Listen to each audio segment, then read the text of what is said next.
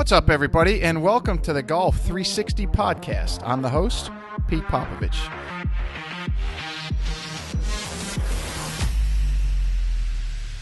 So you may be asking yourself, what is Golf 360? And Golf 360 is a show that was designed to introduce you to people associated with the game of golf to help you improve not only at your game, but also your life. Almost all of our guests are from within the industry in some way, shape, or form, but some of the guests we have are from outside the industry, and it mainly revolves around the business world with a few others scattered in here and there. Now, all of the guests that we have a few things in common. One, they all were highly successful and accomplished in their field.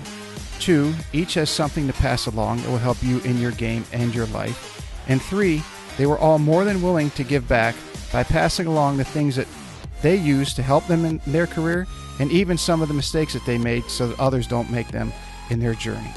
So I hope you find listening to them as enjoyable as I did interviewing them, and that each and every one of you benefits from the information that they so willingly and graciously pass along. Hey everybody, I want to give a big shout out to a new sponsor of the Golf 360 podcast, and that's Affinity Wealth Management Group. We all work exceptionally hard for our money, and none of us can afford to let that fall into the dark abyss of the big box financial service firms and their jack of all trades and master of none mantra, which basically means you become a number within a cookie cutter model that's also often accompanied by massive fees. Your future deserves more than average returns and little attention. At Affinity Wealth Management, they ensure that your financial goals receive highly individualized, tailored attention from experts, not just advisors, who are in the industry to be great and not average. As a client of Affinity Wealth, you receive a customized solution to your customized life, keeping in mind your family's financial situation, values, and risk tolerance. Call Affinity Wealth today for a no-cost consultation with one of their experts at 724-754-8200. Again, that's 724-754-8200. Or you can also check them out on the web at www.affinitywealthmg.com. That's AFFINITYWEALTHMG.com. This podcast is brought to you in part by Just Thrive Probiotic. You may be surprised to learn that your digestive system is the key to creating and maintaining the quality of your physical, mental, and emotional health, and it's one of the body's most essential systems. That's why the majority of nutritionists today highly recommend probiotics as an indispensable nutritional supplement. As a discriminating consumer, you've probably been searching for a probiotic that is proven, potent, and effective, and you found it. Just Thrive is your best choice for maintaining a healthy lifestyle. Just Thrive Probiotic captures the power of hundreds of thousands of years of nature's design with a specialized Bacillus strain formulation that guarantees survivability through the stomach and upper digestive system. Supports optimum gut health, digestive health, immune health, and delivers antioxidants. Great for adults, kids, and the whole family. Use promo code GOLF360 at www.thriveprobiotic.com for 10% off your order. All right, we are back, and I have got an awesome show for everybody today. Now, today's guest might not be a household mainstream name to the masses yet, but it's not going to be very long before he is, because for a long time he has helped a lot of the top-level coaches and many of the top-level players on the PGA Tour, the LPGA Tour, and tours all around the world. And he is one of the world leaders in golf biomechanics. In fact, he has a Ph.D. in sports biomechanics and is currently the professor in the Department of Human Kinetics at St. Francis University in Nova Scotia. And his name is Dr. Sasho MacKenzie. The only regret I have at this show is that we only had an hour. I wish we would have had longer. As many of you know, this is a long-form podcast because some of the experts that come on have so much information to give, and trying to get it crammed into an hour is just sometimes very difficult. And Doc Sasho, I could talk to for hours and hours, and I'm sure many of you could listen to him for that as well, and have. But we had a very good discussion. We met kind of via the internet, so to speak. Dr. MacKenzie did a study on putting where some of his subjects looked only at the hole and some of his subjects looked only at the ball.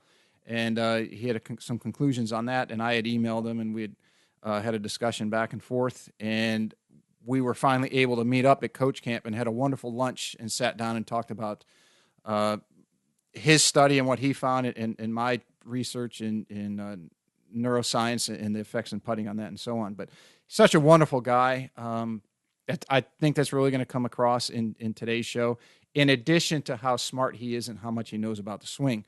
And what we kind of focused on was what he's more or less known for, at least for right now, and that is for how golfers can increase their swing speed, especially from a biomechanical perspective. So, like I said, I think you're going to love this show. You're going to love him. He is a wonderful, great guy.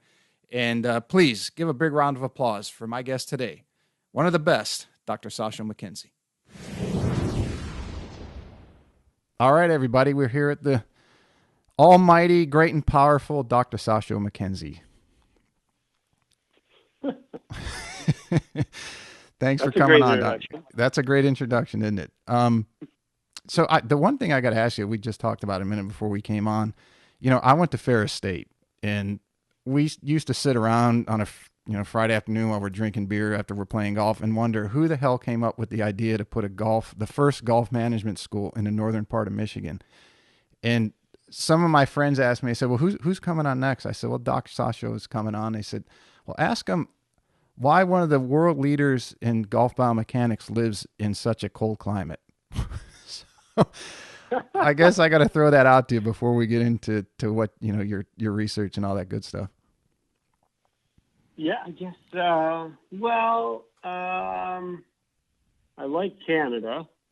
Most of Canada's cold. Nova Scotia is actually, on average, the warmest province, I think, in Canada. Mm-hmm. I think it's even warmer than BC.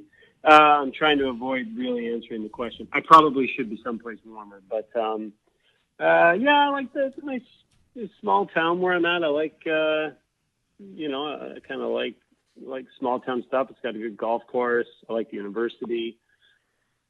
Yeah, I guess I can travel to warm places. I probably, I could see later in life definitely being someplace that's a little warmer full time around. Yeah.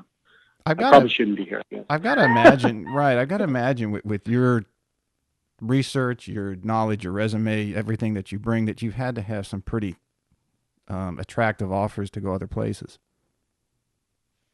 Not. Now if that's going to get you in trouble with your current position, I don't want to by any means do that. But no, not at all.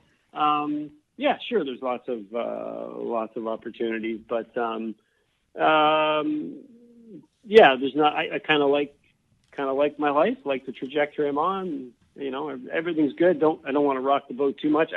It hasn't really been a limitation to what I want to do in life. Mm-hmm. Certainly, I like the snow. I like doing winter activities. I like ice fishing. I like skiing. I just maybe don't like 6 months of it. So if I could, maybe Colorado would be a good spot, somewhere. If I could take February out and stuff it in between July and August, then that would probably be a better way to go about it. But no, things are pretty good. Do you see that crazy shit Colorado had a couple weeks ago where it was 90 something for 3 days in a row, and then the fourth day it snowed? Yeah, that's a bit extreme, but I think overall, it seems like a pretty good climate for me. But yeah, that was crazy. Yeah. One thing I got to ask you about, you had one of the funniest posts on Twitter that I've seen in a while where there's a guy jumping over a golf cart and gets snagged and he gets the worst wedgie I've ever seen. But you had made reference to you doing that over a car. Was that comedy, or was that something that you actually used to practice back when you were younger and full of beer and no fear? Yeah, no, that was I did it quite a bit, probably over a 10-year span, starting in high school. I did track and field in high school and university, and I wasn't super awesome, but 7-meter long jumper, 2-meter high jumper, and when you look at a car and you think, okay, I can long jump this far and high jump this far, then there's really no reason why I can't jump over this car, other than the consequences if you don't kind of time things up. But yeah, so I kind of started doing it as a gag for money, and there's a few clips of me on YouTube jumping over cars, and the guy that actually Jared Weems is the guy that actually tagged me in his Twitter post, and I retweeted it. He was a track and field athlete with me at University of Saskatchewan, where I did track and field at Dalhousie University, that's in Nova Scotia, and then I went out and did 1 year when I started grad school out there at the University of Saskatchewan. So I was kind of the new guy in the team. Everybody at the University of Saskatchewan was actually from Saskatchewan. We actually ended up winning the national championship that year. But so it was funny. We just finished a hard workout, and people were talking about, do you think you could jump over a car? And, I kind of probably wasn't thinking very straight at the time, but I said, yeah, I can jump over a car. Well, when you're with a group of 20, track guys who, aren't really going to take your words for it, they said, all right, well, let's go find a car. So we went, and it was this Volkswagen Jetta, and it was cold. It was like after a 2-hour workout. It was like base trains. We did some stairs. And the first time I did, like, my legs kind of already felt like jello. Kind of my throat felt like it was raked with a wire brush, and I didn't make it. So the first attempt, I clipped my feet on the front of the car. It wasn't as bad as the guy getting the wedgie on the golf cart, but caught my feet, and I came down head first. Oh. And there was a fair amount of blood, and it was kind of skin up, but I got back up. And I was like, all right, I'm doing this, right? Like, but everybody, kind of everybody in the team was like, hey, look, don't do it again. You don't need to do it. Yeah, it was kind of close enough. But I was like, no way, I'm doing this. So the second time, I didn't have my steps quite right. I was a bit too far away given my fatigue state. So I changed my approach a bit, cleared it the second time, and made a few friends on the team that way. Nice. Jared Weems was one of them. Yeah. So getting into golf, you do quite a bit of research. We'll make the quick jump from jumping cars in Canada in the snow and ice to golf. You do quite a bit of research, and you do quite a bit of advisement to a lot of people.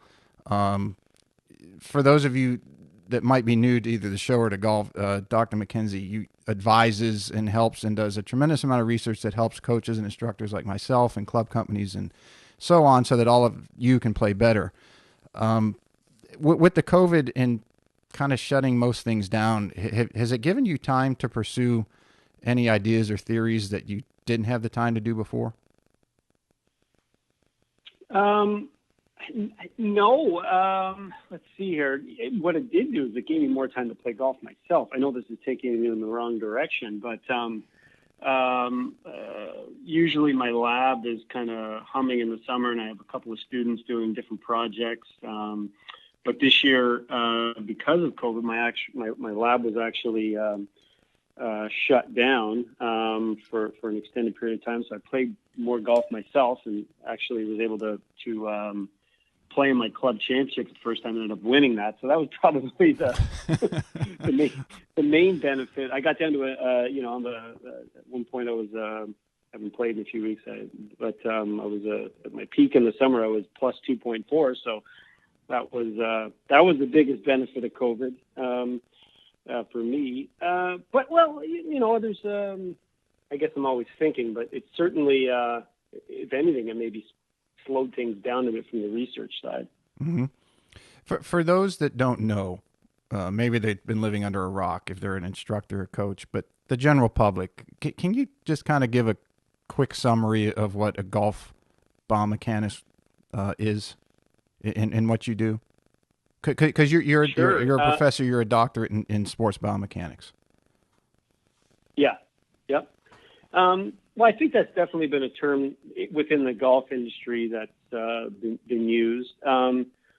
So I guess, from my perspective, biomechanics is really just physics that deals with the bones and muscles of the body. And if you apply it to sport, then it's kind of like, well, what's the best way to move? When we think about golf in particular, is there a way you can swing a golf club that will make it less likely to cause injury, that will enable you to swing with more speed, and that will enable you to swing with more repeatability? And what does the body have to do in order to make that happen? And then I also kind of, with biomechanics, it also has a lot to do in practice with the implements you're using. So it's not just about the body and the muscles, but it's how you interact with the golf club and the shoes on your feet. So I also spend a lot of time looking at properties of clubs, how they interact with the golfer, properties of shoes, and how they interact with the golfer. That would be a golf biomechanist. Because you don't only consult with club manufacturers, you consult with shoe companies too, don't you? Yeah, just FootJoy. Okay. So my probably my biggest consulting partner is FootJoy. That's who I would do most of my research with, I guess, from certain perspectives. And Ping is the company you're with for equipment, right? That's right. Yeah, Ping is, I'm probably in the same thing. There's probably not a day, I would say very few days go by where I don't have a conversation with somebody at Ping. And there's always a research project or two that I'm working on with the folks at Ping. So right now we've got, with Ping, we're doing some putter shaft stuff, some actually looking at CAG locations and putters is a separate project, and also looking at project looking at how the inertial properties of irons interact with the forces and torques that the golfer's applying to either help or hinder your control. We'll call it that. So there's the pure physics of club design, where you might put a club in Pingman, and you know the properties that are going to optimize the impact physics. You want to minimize dispersion, get a certain spin rate, that kind of thing. So you can design a club head that will optimize impact physics, but then what is that doing to the golfer's ability to deliver the club with the appropriate kinematic parameters, the speed, the repeatability of face angle, that stuff. So there's two ends of that spectrum. Ping is really good at both, and I help very little, if at all, with the impact physics, but I do help a little bit with, hey, how are these club parameters going to influence the way the golfer delivers the club to the ball? And you're doing most of your, well, you're obviously doing most of your research at the university. Do you get down to Ping quite a bit then, quarterly, monthly, to work with them? Because obviously there's one thing with doing it, each of you and the scientists and the guys there in Phoenix, Scottsdale. But then at some point you got to collaborate to say, okay, here's what I'm finding with this, and compare it to each other, and then work the magic from there. Is that kind of how it goes? Yeah, I usually try to set up a study at same effect. So let's say that I'm looking at I've done a few studies on heads-up putting. So if I'm going to do a study in heads-up putting, well, I like to marker up the clubs. So I track the clubs.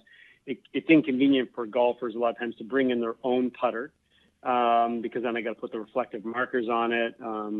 There's a lot that can go into it. It makes it complicated trying to switch out 60 or 70 putters all the time with these reflective markers to track it really accurately. I want to know exactly what the face angle is and all this stuff. So if I said, hey, Ping, I'm doing this heads-up putting study, I can also at the same time set up, compare a couple of different putter models. So if he comes in the lab and I'm looking at a heads up versus a heads down condition, well, I can have you hit half your putts with one variation of a putter and half your putts with another variation of a putter. So my research at same effects would be on the heads up, heads down.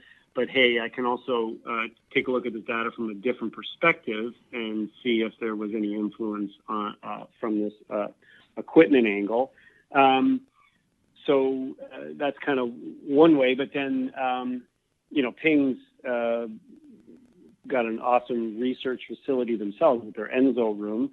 So a lot of times I might work with them on designing a study that's going to be conducted in-house, and they've got some fantastic data that they collect, and they'll kind of share the data, and I'll kind of run an analysis. In particular, we do this with the kinetics, and then we'll collaborate that way after. Like, hey, this is my analysis. This is what I think the forces and torques are, and how they influence what's going on. And it's really interesting. Ping's founded on experimental research and really good science. It's woven into the fabric of everything that happens at Ping. So I'm keenly aware that a lot of times when I come up with a research result or a finding, they've already done this study at some point, and maybe 2 or 3 studies over the last 30 or 40 years. And I'll say, hey, look, I found this really neat thing, and I think this, and here's a neat conclusion. And they'll be like, yeah, that's what we figured out, in 1998 and again in 2004. And it's nice to know that, it's confirmed by an independent source. And usually I've done some things that are a little different, so it's not a complete waste of time. But, there's not many rocks that Ping hasn't flipped over when it comes to golf science and equipment. So it's but that's all right. I'm still trying to do my little part, chip in a bit. Yeah, some of the people I learned club fitting from, and one of them was he's not as well known nowadays because he's in his 70s and he doesn't promote himself. He's like he's a scientist unto himself, and he is phenomenal. But he was telling me a story once when Karsten Solheim came up with, it was the Ping or the Ping answer, I can't remember which one, and he took it this was the very early days, right? So he takes it out on the tour when you could still walk up to a putting green back then, and he had given some to some of the players, and Jack Nicklaus was one he gave it to, and he was putting around with it, and he came back, and somebody that was with Karsten said, well, what did you think, Jack? And he said, well, I think if you had some weight over here, it might do this. If you had some weight here, it might do this. And Karsten basically snatched it out of his hand and said, if the weight was meant to be there, it would have been there already. so I mean, yeah, Ping, I mean, it's, you can't, physics is physics, and you're not going to change it. I mean, from my best understanding is the parameters of an iron for the rate of closure and the arc center line, weight distribution, and all those things was more or less known in the 50s. So how long it is from heel to toe, and bottom line to top line, and hosel depth and hosel length, and all those things, because it has to, otherwise it starts manipulating, right? You'd stick too much weight out on toe, it's going to do one thing for someone's swing. You stick it on the heel, you make the hosel longer, all those things are going to affect how the club moves, which affects how you move. And Karsten and Ping seems that's what their company was founded on. So it's not surprising that a company that deals in, yes, this is what works, that someone like you, whose research is in, hey guys, this is what the data is showing us and this is what works, have come together and really doing some good things. Yeah, that's fair. I think that it's, what's great about Ping too is that they certainly I don't know a lot about other club companies, but I do know that Ping isn't going to release a product unless it outperforms the previous product in the line. So, it's got to prove itself, and that's just it's kind of a really neat guiding principle. We got some ideas on how the next version of, say, Ping says the next version of whatever is going to replace the I-210. But if it doesn't perform better, then you're probably not going to ever see or hear of it. Mm-hmm. So it's And, there's sometimes people think, well, I mean, how much more improvements can there be? But when you hang around with a group of engineers, you realize that there's no shortage of ideas on ways to tweak things well within the rules of golf to help the golfer. And it's a matter of trying to a lot of the ideas now, it's a matter of trying to kind of balance the trade-offs. If we make this parameter better, that's going to improve ball speed, will it also increase variability? So a lot of times it's kind of finding that where those limiting curves all balance out at this point. And that goes to your presentation that I saw on driver and ball position and launch conditions, and what's optimal number-wise, but what's more optimal for the golfer to take best advantage of all those things. Can you speak to that, your presentation on that you did at the coach camp last year? Yeah. The idea was, hitting up on it. Mm-hmm. Is it a good idea to have a positive or a negative angle of attack? If you could pick one, what would it be? And for pretty much everybody, if you do hit up on it, the ball's going to go further. But there's lots of anecdotal evidence out there to suggest that players that have tried to change, if you were 4 down and you tried to become 2 up, that now you can't find any fairways. Is that fair to say, Pete? That certainly has been my impression, that there's a kind of a general feeling that changing your swing to up on it is going to lead to fewer fairways, bigger dispersion. Is that fair? Yeah, absolutely.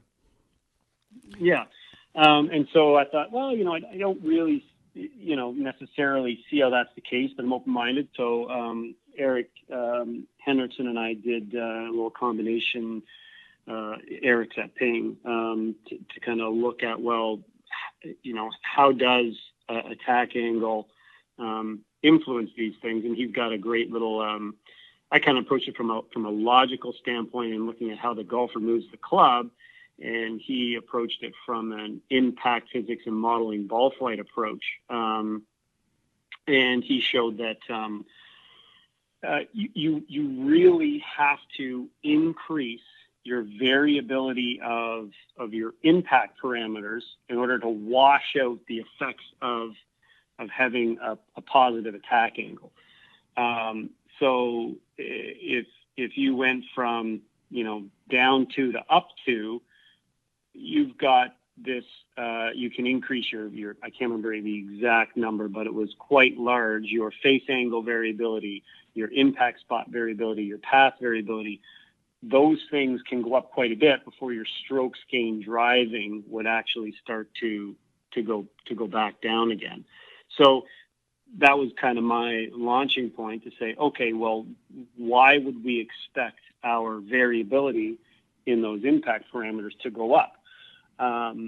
If that makes sense. Why, if from swing to swing, if I'm trying to hit the same shot when I'm 4 down, if my my variability in face angle goes from, half a degree open and half a degree closed at 4 down, why would I expect, if now I'm going to go from hitting down to hitting up, why would that variability go from 2 degrees open to 2 degrees closed? Mm-hmm. Or why would I hit it all over the face? And so what I did was from the database of people that I have coming into my labs, I found a pretty good driver of the golf ball that hits up on it substantially and also plays the ball very close to his front foot. I think he's almost 6 to 8 degrees up pretty consistently, and for an amateur, a pretty solid driver of the golf ball. And I can crank the cameras up in my lab up to I got 11 cameras now, and I can crank them up to 10,000 frames per second. So they're all collecting a lot of data, and I can zoom right in on certain spots in the lab. And so I had them up to 5,000 frames per second, tracking the club head for this guy hitting with an attack angle that was quite high. I can't remember off the top of my head, but let's say 6 degrees, 6 up. It might have even been 8. with that really high up ball position. And so what I did was I said, okay, well, what would happen theoretically, because I've got this club head that I'm tracking coming into the ball, what would the conditions be like if he made contact 6 inches back, or if he made contact a full foot back? And if you follow me on Twitter, you can see an animation of this club head, and I'm spitting out every frame, how close the club head is to the ball, what is the face angle, what's the path, what's the attack angle, so you can kind of track it. And I've got these 2 imaginary balls and then this real ball that he actually hits. Mm-hmm. And so, I essentially posed the question, like, well, why would we expect this golfer's variability to go up? It's like 0.005 seconds pass or something over that foot of distance from where he'd be hitting down on it until where he's hitting up on it.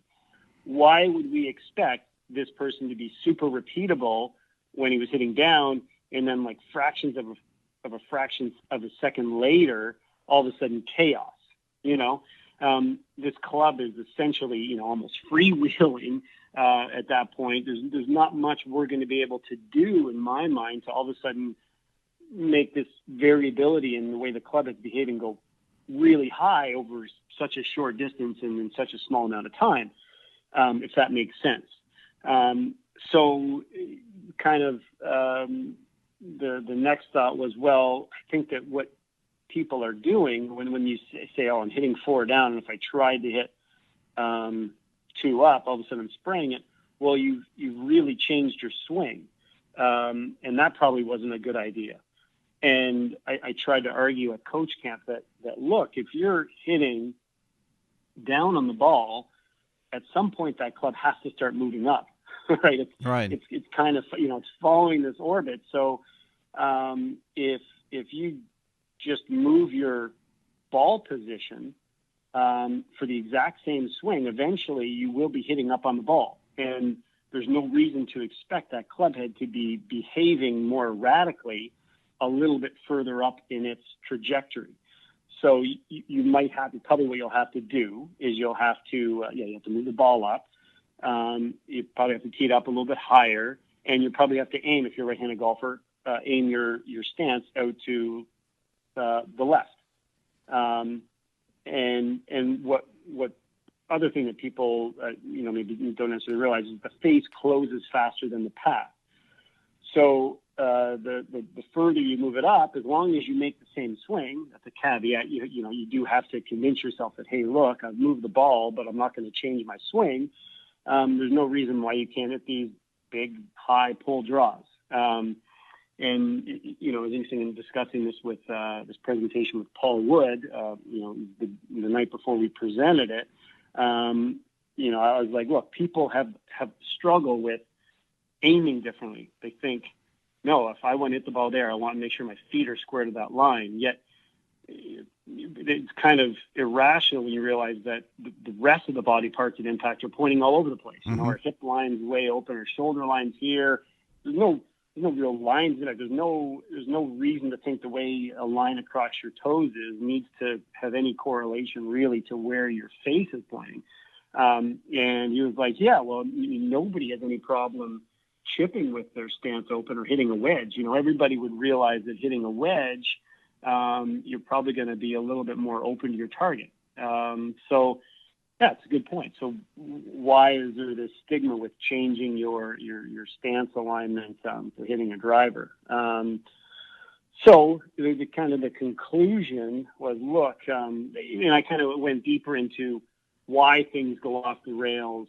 There's a way you can change your mechanics to hit up on it, kind of get flippy, that will lead to an increase in the variability of these impact conditions, face angle, path, that kind of stuff. So I won't get into that on this podcast, but really the conclusion was, look, you've got 2 options. You're hitting 6 down, and let's say you've got a club at speed 105 miles per hour. Well, that's not going to get it done very well if you're an elite golfer. Let's even say you're swinging 110. So at least 110 gets you into the conversation. But you're 6 down. That's not really going to have you launching the ball far enough. So let's say, okay, I got to try to hit up on it a bit. You've got 2 options. you can change your ball position and change your alignment and swing the exact same way. You might have to convince yourself or your player, if there's a player you're dealing with, to swing the exact same way, but you're already doing it, so that, hopefully you can overcome that mental hurdle. Or you keep the same ball position, keep the same stance alignment, and completely rework your swing. Now, there might be reasons why you want to do that, but to me, it seems a whole lot easier just to change your ball position and convince yourself with a little bit of practice that, look, I don't need to change my swing. Eventually, this club will be moving up. I've already got a repeatable swing, so if it's repeatable with this ball position back, it's going to be repeatable with this ball position up.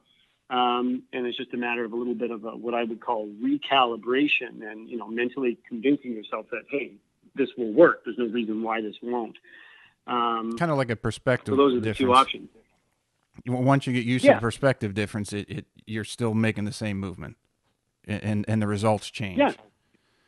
So would you say that exactly. a prime example of somebody who's ridiculously long and hits down on the ball and running the risk of changing their swing or something, there's a high potential of being catastrophic at the level he's at, would be Cameron Champ? Yeah. Well, he's got no need to do that. Right. It's like what's another 25 yards going to do for him? Is it going to do a whole hell of a lot? Yeah, no. So it's not worth the risk at all. But another example, maybe to go the other way, would be Bryson. Mm-hmm. He everything about his mechanics, I think he's doing it in a very repeatable way. So I like his mechanics, but it's I'm not exactly sure what his numbers are, but it's pretty clear he's not hitting down on the ball. He's definitely got a positive angle of attack with that driver, and he hits it, in my opinion, for that distance, phenomenally straight. Yeah, it's unbelievable how straight he is, given the speed and the distance he's hitting it. Yes, exactly. There was, watching 4 rounds at Wingfoot, there were lots of other guys at the top of the field that hit some much squirrelier shots. He missed some fairways, but he hit very few balls. I can think of one on Saturday that kind of hooked excessively. But I can't think of any that he, had big slices to the right. These were tiny blocks or small overdraws, So he's kind of doing it the right way. So could Champ say, hey, you know what, I'm going to hit up on it? Sure, but you know what? You get all that backspin, and it certainly is a little bit easier to control. And if I could launch it 50 feet off the ground and carry 310 yards, no kidding, I probably would. I'd probably play Cameron Champ's way. But you don't have that option if you're a swing at 110 necessarily. One of your studies dealt with the distance that the handle travels. That the longer the distance that the handle traveled, that the more you could increase your swing speed. Is that kind of a summary of what your study on that was? Yeah, that's right. From a mechanical standpoint, you want as much energy in the club, kinetic energy. It's defined in mass, half the mass times the velocity squared. The more kinetic energy in the club at impact, the more club head speed and the further the ball is going to go. And so, again, from a purely mechanical standpoint, there's 4 things you can do to get more energy in the club. You can increase the length of your hand path. That's how far a point that's like in the middle of the grip between your 2 hands, mm-hmm. how far it travels, and what's the average force you apply over that distance. If you keep the average force the same but increase the length that your hands go, then you get more club head speed. If you also rotate the club through a bigger angle, that's like you can picture, like think of the shaft going to parallel, like a clock on a clock face. The more you rotate that club through an angle, like John Daly would have that in spades, then the more torque you apply over that angle, then also the more energy you get in the club and the more club head speed. So it's the force, the length of the hand path, the torque, and the angle of rotation. So all those 4 things. But then, the question that I asked in the study was, well, of those 4 things, with a large group of amateurs. I looked at 84 people, I believe. Within that large group of amateurs, which of those four things explains the most difference in club head speed? Pete's got a club head speed of 120. Sasha's got a club head speed of 110. Which of those four factors is most likely responsible for that difference in 10 miles per hour in a large group of golfers? Average force was by far and away the biggest one, but the next biggest one was hand path length. If you can get your hands, there's lots of colloquial ways to describe it, but getting your hands higher will give you more potential for club head speed. Is there any difference between higher and longer? So if somebody's, let's say they have a flat swing, but the distance at the handle, that point on the handle is traveling, is similar to a person who has a maybe shorter but more upright swing. Do those things equal out? As far as speed? They could. I would argue that higher hands will probably also give you a longer hand path. They will also I believe, for the same length of hand path, give you an opportunity to apply a higher average force. And we don't need to get into the nuances of why that is, but I can give you one kind of concrete thought, is that most golfers that have like a really flat swing tend to keep that right elbow tucked the entire time. And so that kind of inhibits some of those muscles in that trail arm to contribute. Whereas if you think someone that has like high hands, they're allowed to kind of lift that right upper arm off their body, get some separation there. That allows those muscles to also contribute to the swing. But certainly when it comes down to just hand path length, you can have a long hand path whether you're flat or upright. But I think you got a little bit more advantage in having a longer hand path if you're more upright. For most of the people who listen to this show, what would you, because you've done as much research and discussion and everything else on how to hit the ball longer than anybody else that I see on social media or anywhere else, what would be your top couple things for either the average Joe or some of your better amateur golfers for them to do to hit the ball longer, that we're in the Bryson swing faster, swing harder era? Yeah, I really like Bryson's approach from a mechanics standpoint. What he hasn't done is he doesn't look like John Daly in terms of adding a ton of club rotation. Kind of anecdotally, and my impression is that that reduces, while it can increase the potential for club head speed, and I'm sure Bryson could swing faster if he wrapped that club around his body like a long drive guy or like John Daly. I think the trade-off for how much extra speed you're going to get kind of gets washed out by your increased likelihood of not hitting it straight. Mm-hmm. So I really like his approach of going with, he's got a pretty long hand path. He's not going to try to rotate the club through a crazy large angle. And what I do like is his transition sequence. To me, if you were like, okay, if I went out on the golf course and watched my local course and watched a bunch of guys tee off 18, the one thing that would stick out to me would be their transition sequence. And I like to see the lower body, the hips go first while the club is still finishing, the backswing. So, and I think Bryson's done an amazing job of that. To me, that's, from a mechanics standpoint, that's one thing that his body's doing much better than it was before. Hey, look, he was swinging at, still at a low 120s club head speed before. So it wasn't like he was a slouch, but I think that's where I've really seen that improvement. So he gets a massive stretch across his obliques because that lower body takes off first. He gets a stretch across his shoulder. And he's got such an aggressive, I wouldn't say automatic ripping of that lower body that even a swing thought form is to pull the arms down as hard as possible. and this is in my opinion, where feel is different than necessarily real. If your upper body and lower body can unwind with ridiculous speed, and you've got a ton of muscle to pull those body parts along, then it's quite possible for him to, if he didn't feel like he was pulling his arms down as hard as possible, to be late. That's the common golf phrase. If you watched a good example of this, if you watch Jason Kokrak's Sunday hole one drive, he blocked it out to the right. And I was watching with my 9-year-old, and my 9-year-old does this from time to time. And I said, look, he just, his upper body outraced his arms. He didn't get that speed out to the arms.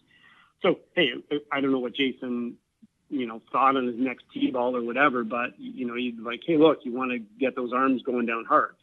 And for someone who has that automatically, that lower body fires and the torso is going to rip around, then maybe all you have to think about is pulling the arms down really hard. But I think that transition sequence, the average golfer, that might be a terrible thought for them because they're already getting the arms racing down too quick. Yeah, they don't have enough depth to begin with. Right. They don't have depth to begin with. They don't turn the pelvis into the backswing. The pelvis doesn't move. I see people that looks like both their feet are in concrete. Mm-hmm. So to me, that transition sequence, not allowing the wrists to start to on-cock until, well into downswing. And Bryson doesn't have a ton of, down-cock like a Gary Woodland, between that lead form and shaft, but he has enough. It increases. Like he kind of finishes like a JB Home where the shaft is, but then, that club kind of keeps folding in a little bit. Then he kind of maintains that angle, and so he still gets a stretch across those muscles that would be, from the hands and into the grip last, so I like to see a stretch between the pelvis and the torso, a stretch in the shoulder muscles, and then you get that last stretch in the wrist joint before release. So it's a very efficient use of speed. And also I think because his body's moving so fast, he doesn't have an extreme amount of lag. And I like that he, relatively speaking, gets it out before the club head comes into the ball. Like to me, I think that kind of helps with the repeatability. And because he's able to move his body so fast that he's able to do that and still have really high club head speed. Probably the guy could swing at 150, to be honest. It's probably, within a few days, he could probably get that club moving 150. But I don't think it's going to play as well in the course as his current swing does. With still ridiculous. Current one's doing pretty good. Yeah, exactly. Right. But I think he's still got a lot more potential, and that's the, I don't know, he's probably better off in his route that he's planning on going with. Hey, let's keep my mechanics the way they are with his club at speed and maybe try a 48-inch driver. And I think he's strong enough to be able to handle that added length, that the added moment of inertia, that long driver, where that new center of mass location is going to be. I think he can probably handle that. And the other one, so that transition sequence to me is the big one. And the other one that I see a lot of for golfers that are, getting a little bit older, I think the average golfing age is probably above 20. I'd like to see, kind of like the Matt Wolff kind of lift the lead heel, get as much rotation in the backswing as you can. Let's if you're hitting the ball 185 yards off the tee with your driver, you're not going to play very well that way anyway. I'd like to see golfers try and find as much speed as they can, and maybe learn how to find fairways with that speed. I'm talking about the average guy out there is 65 and doesn't get his hand past his trail hip, right? Like let's see if we can get a little bit more hand pass length in our swing. What? Not necessarily talking about. Just to clarify, I think there's probably a fair amount of 14-year-old boys out there who can swing the club at 110 miles an hour that probably need to tighten things up a little bit, for a little while. They don't have the muscle but yet if we're to talking tighten it up. yeah, probably. Yeah. With all the research that you've done and you've been around the game at all levels, and you've discovered a lot of things, what is one or a couple of things that have really blown you away that you found that you never expected? Well, I think, well, to be honest, the heads up putting research that I've done, looking at a spot on your target line where the pass is closest to the hole, that has shown for the average golfer out there to have a positive effect with a minimal amount of practice. So, I've done a couple of studies where golfers come in the lab, they putted heads down their whole life, and I'd say, look, let's give this heads up thing a try, and they're like, you're crazy, you're kind of wasting my time. Why am I doing this? So they come with a negative attitude, give them a half hour, a little bit of instruction. This is the method I would like you to use. They run through a session of hitting, say, 96 putts over a couple of days, left to righters, right to lefters, 6-footers, 8-footers, 14-footers. We're tracking the ball, we're tracking the club. And I say, hey, look, you sank significantly more putts heads up than heads down. We have I'd say about 80% of the golfers that come through our lab that have no experience putting heads up sink more putts putting heads up with that half hour of practice. So that's kind of surprising. I kind of, the way I look at putting is there's 4 things that we're under control of. We've got it's going to influence the start direction of that ball. We've got where it hits on the face angle, the path, and the speed. And so with my heads up putting research, I wanted to look at, well, how are those 4 things influenced differently when you're putting heads up or heads down? And what's really important in putting is the variability of those things. So if I give you the same kind of 10-foot putt, if you take green reading out of it, and green readings, at least 50% of why we make or miss putts. But if we take the green reading out of them, we're kind of down to the variability in those 4 things: our ability to, get that face square and get the speed right, and impact spot. Impact spot seems to have so little effect. Putters are designed really well, and I just don't see a large enough variability in impact spot, even among the worst golfers, for it to even matter that much. So it comes down to face angle, really, and speed control for the most part. Path doesn't have very much influence at all either. So I look at those 2 things: face angle variability, no difference, heads up or heads down.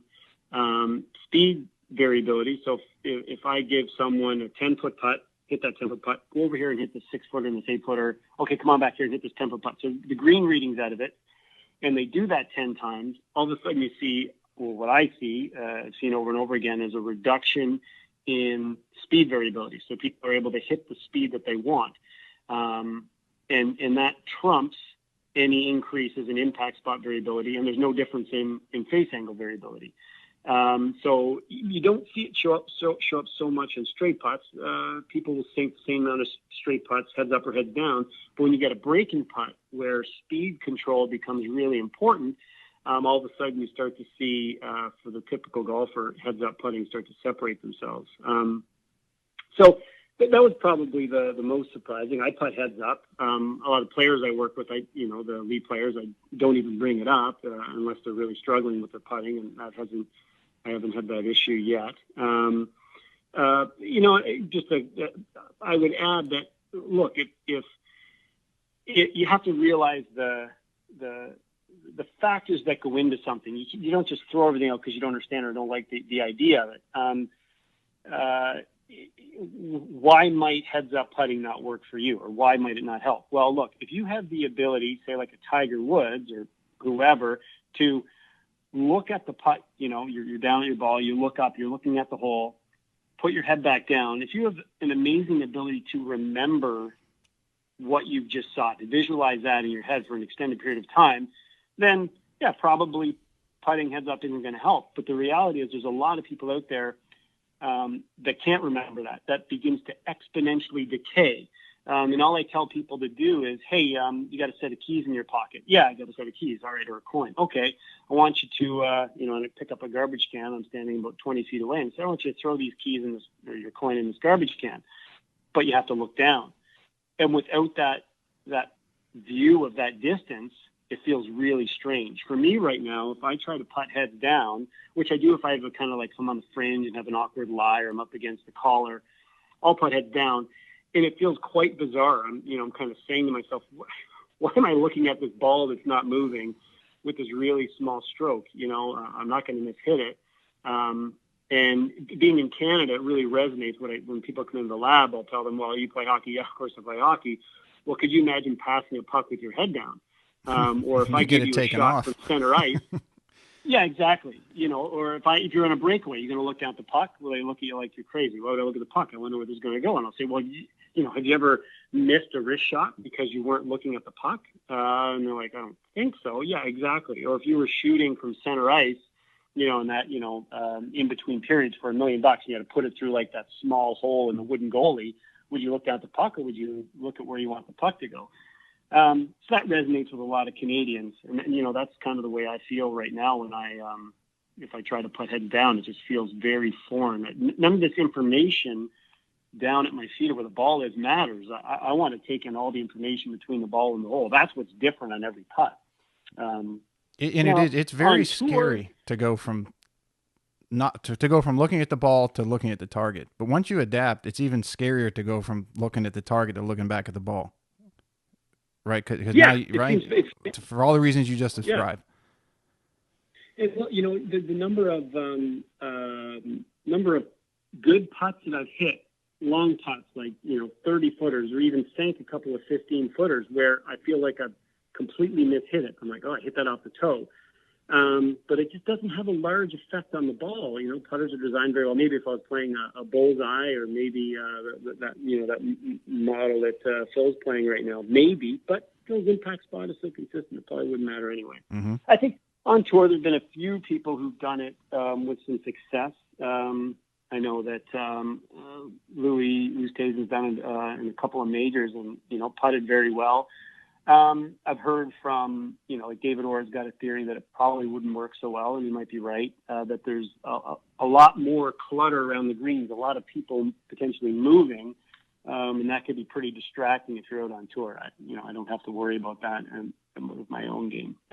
But it'd be interesting to have a conversation with some of those guys that have done it out there to see if but Steve, when he was putting his best, I know that on putts that he didn't have to hit outside the hole, he looked up and arguably did pretty well doing it, mm-hmm. and had some pretty big galleries around him when he was putting his best. The seasons where he was putting his best, I think he used that from those a lot of those 8-footers in, right? Yeah, and when you and I had lunch and discussed this, that the research or studies that I had done over quite a number of years was that it was the things that helped people develop the picture in their brain to match as closely as possible the picture that they were seeing in the ground.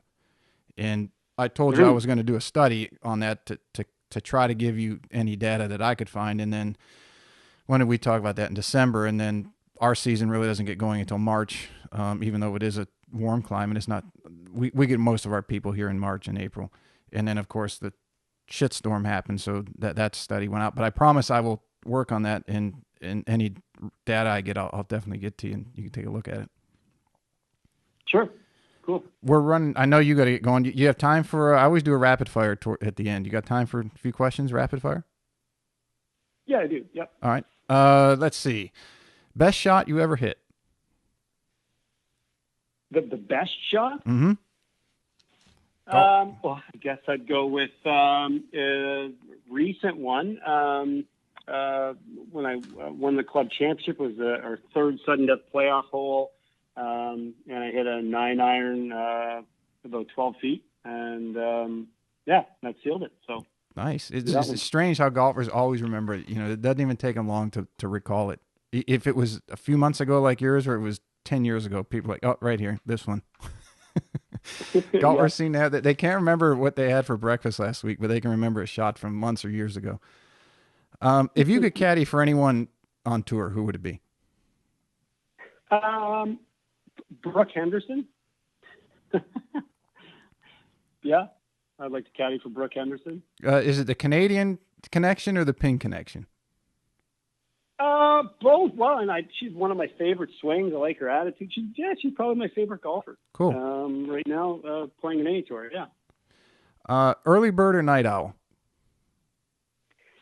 Night owl. Definitely night owl. Me too. Let's see.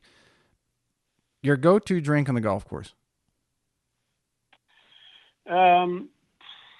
Yeah, I'd probably have to say a Perrier, something with a little fizz. I mean, or probably Lagavulin. I take that back, Lagavulin. If I had my druthers, yeah. No Molson Canadian.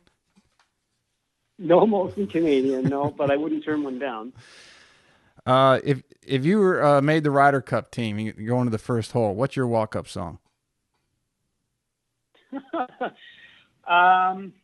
It would have to be the Tragically Hip. Oh, there's so many good Tragically Hip songs. The completest Tragically Hip song. All right, cool. The novel.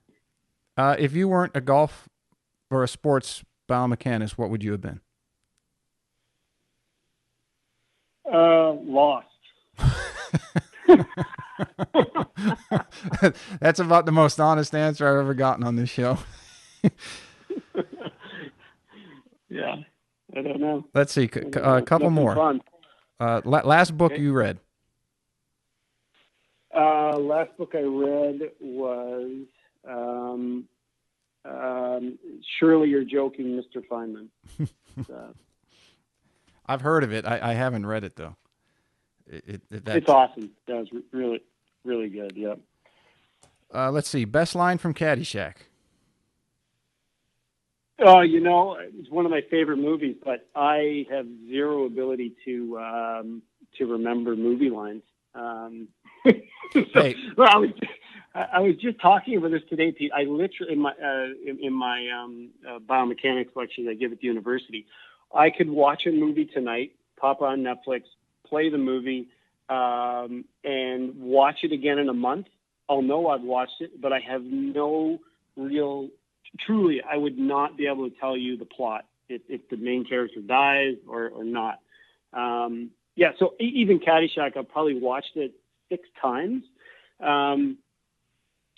Yeah, I probably couldn't tell you exactly what happened. That's okay. With the amount of information in your head, I'm sure there comes a limit, kind of like storage on your phone, that it can only hold so much. Yes, so. And you got quite a bit in there.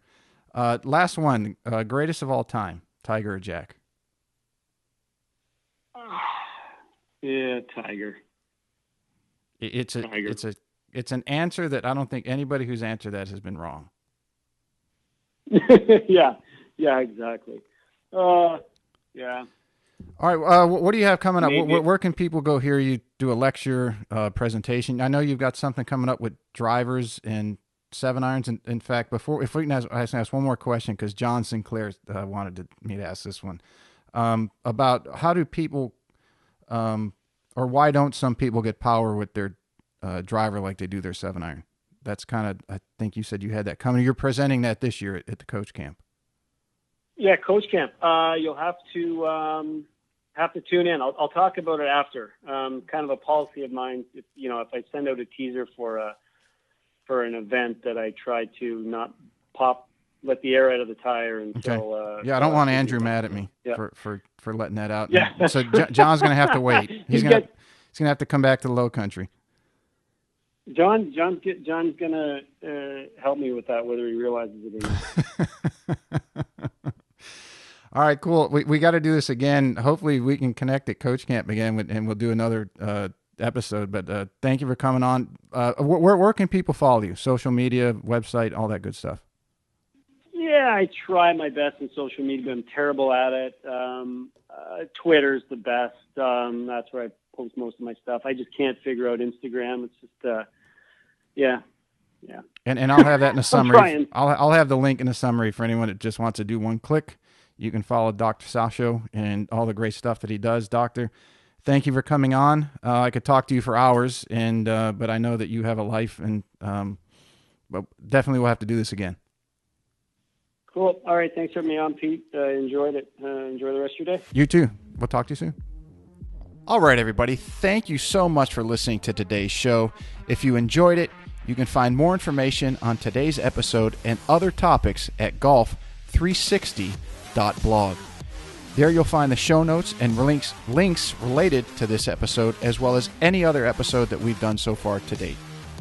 If you're interested in improving your game and would like to learn more from yours truly by taking a private lesson, a half-day or multi-day school, club or putter fitting, you can reach me through the blog site or by email, pete@golf360.blog. So some of you may be asking, what is the golf paradigm?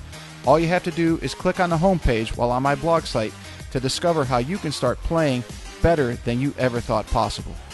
Or you can simply sign up again on the blog page for my instructional videos where I give regular tips on all areas of the game to include the swing, club design and fitting, health, fitness and nutrition, the mental aspects, and equally as important, the integration of all those things together. I'm also on social media, and you can find me at The Golf Paradigm. That's PARADIGM, and I'm on Facebook, Instagram, and Twitter. And don't forget to subscribe to my YouTube channel, also under the same name, The Golf Paradigm. Facebook is usually the best way to reach me for questions and or comments, and I look forward to hearing what all of you have to say. This podcast is brought to you in part by Old South Golf Links. A short ride across a bridge from Hilton Head Island is one of the area's finest golf courses and a hidden treasure. Set up on towering pines and ancient oaks with sweeping marsh vistas, truly makes Old South Golf Links a one-of-a-kind golfing experience.